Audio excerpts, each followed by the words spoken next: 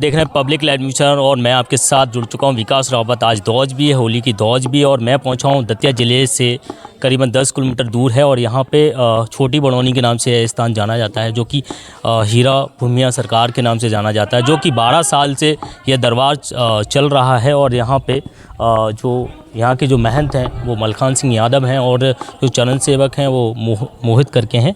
मैं आपको बता दूं यहाँ पे काफ़ी भक्तगण आए हुए हैं अपनी अपनी समस्याओं को लेकर।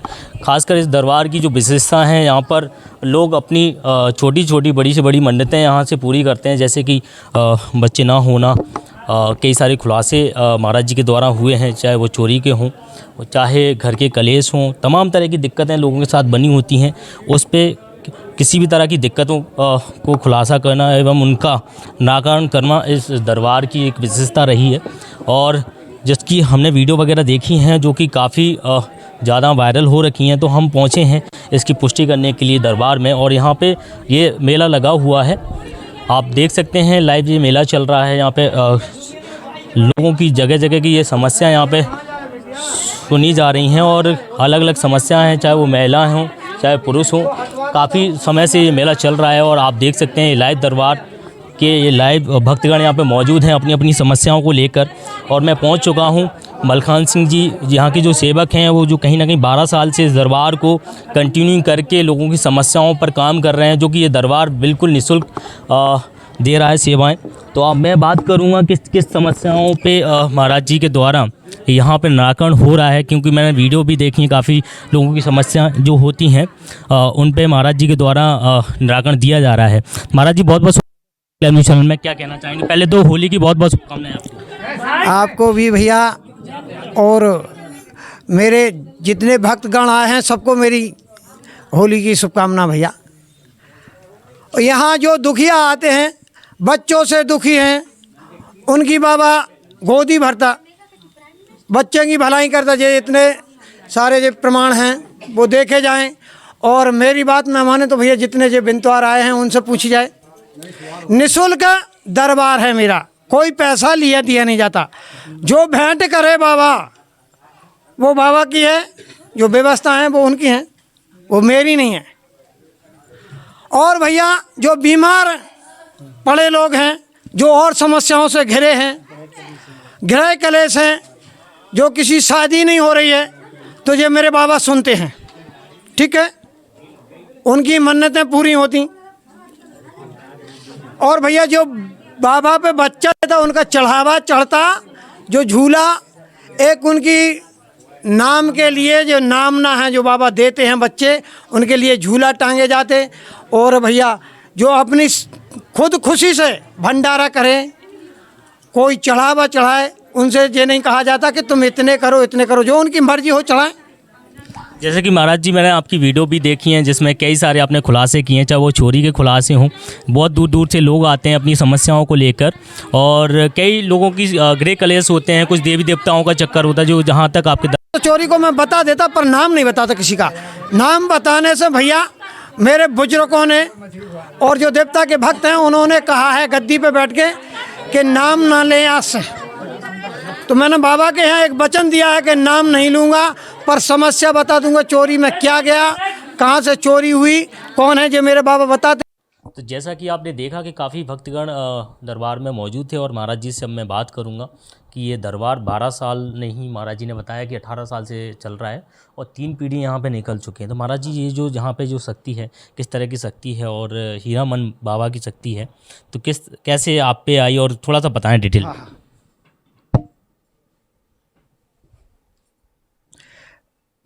पहले की बात बताऊं कि जो शक्ति कहीं ना कहीं आपको प्राप्त हुई है, क्या आपके पूर्वजों से आपको प्राप्त हुई है? हाँ, पूर्वजों से मेरे यहाँ मेरे दादाजी पे वो नैना बाबा आते थे। उनके पास बहुत गरीबी थी, गरीबी इतनी थी कि भैया 2 सेर 4 सेर जो भी आटा होता था वो गुजारा चलता था।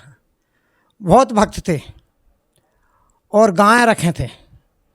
तो एक दिन बचपन में जो छोटे छोटे बच्चे थे ऐसे खेला करते थे और देवता की गोट सुनाते थे, उनका भाव रखते थे और एक डमरू बजाते थे को बेल की बना के।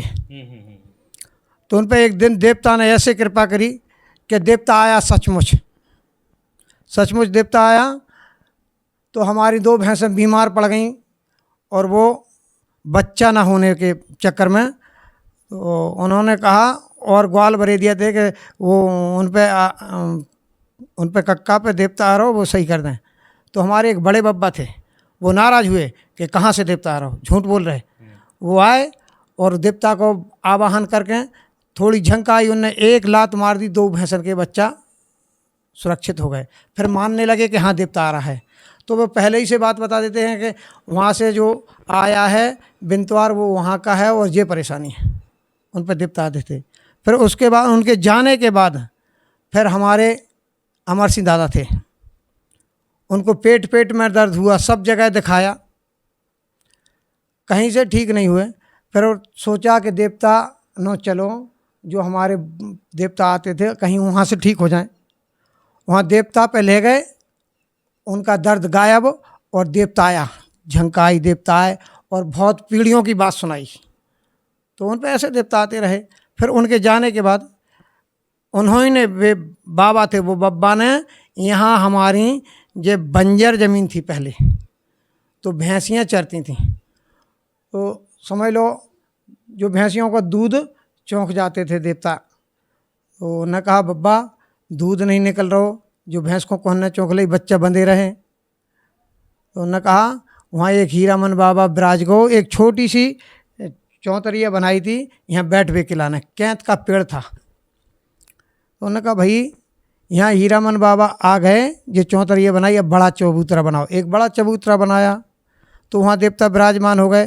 फिर हमारे बब्बा थे, हमारे जो कक्का थे नथु दादा, उन पर देवता आया।